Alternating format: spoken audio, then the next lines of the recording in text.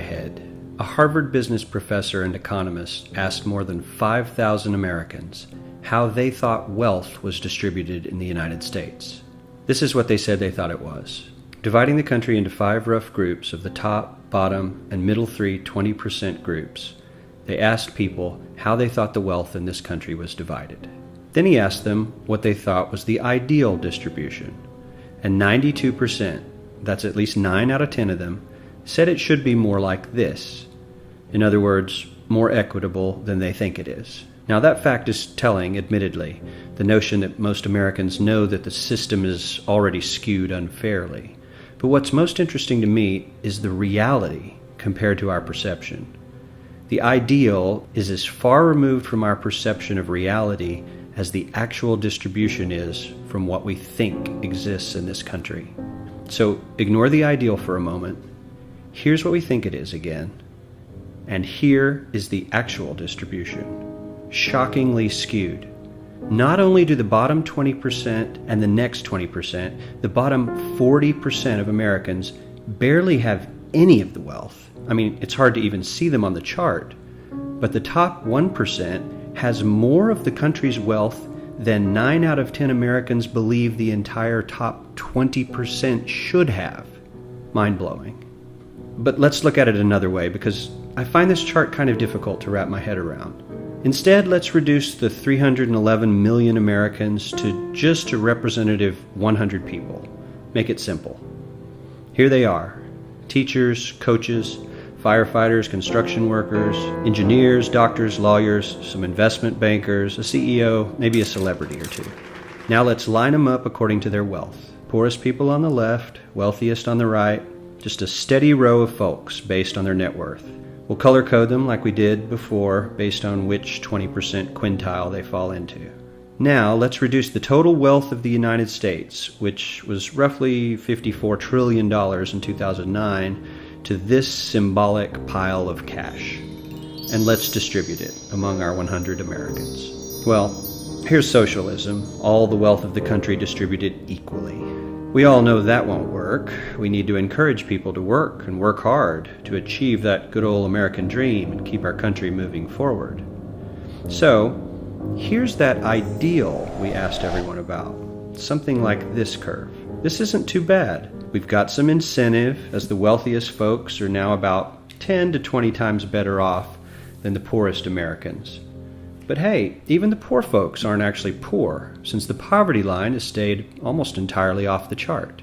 We have a super healthy middle class with a smooth transition into wealth. And yes, Republicans and Democrats alike chose this curve. 9 out of 10 people, 92%, said this was a nice, ideal distribution of America's wealth. But let's move on. This is what people think America's wealth distribution actually looks like.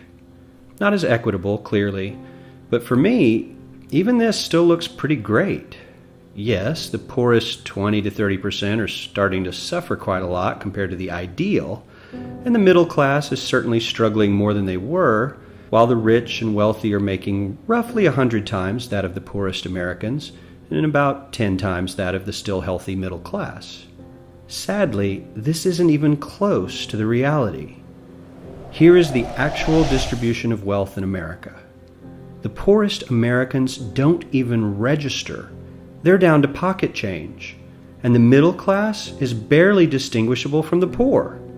In fact, even the rich between the top 10 and 20 percentile are worse off. Only the top 10% are better off. And how much better off? So much better off that the top 2 to 5% are actually off the chart at this scale. And the top 1%, this guy, well, his stack of money stretches 10 times higher than we can show. Here's his stack of cash, restacked, all by itself.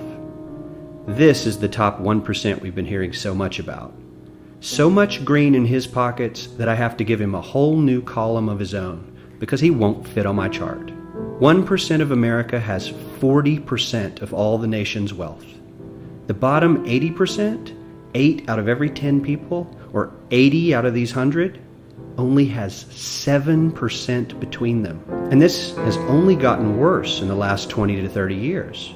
While the richest 1% take home almost a quarter of the national income today, in 1976 they took home only 9%, meaning their share of income has nearly tripled in the last 30 years. The top 1% own half the country's stocks, bonds, and mutual funds. The bottom 50% of Americans own only 0.5% of these investments, which means they aren't investing. They're just scraping by. I'm sure many of these wealthy people have worked very hard for their money, but do you really believe that the CEO is working 380 times harder than his average employee? Not his lowest paid employee, not the janitor, but the average earner in his company. The average worker needs to work more than a month to earn what the CEO makes in 1 hour. We certainly don't have to go all the way to socialism to find something that is fair for hardworking Americans. We don't even have to achieve what most of us consider might be ideal. All we need to do is wake up and realize that the reality in this country is not at all what we think it is.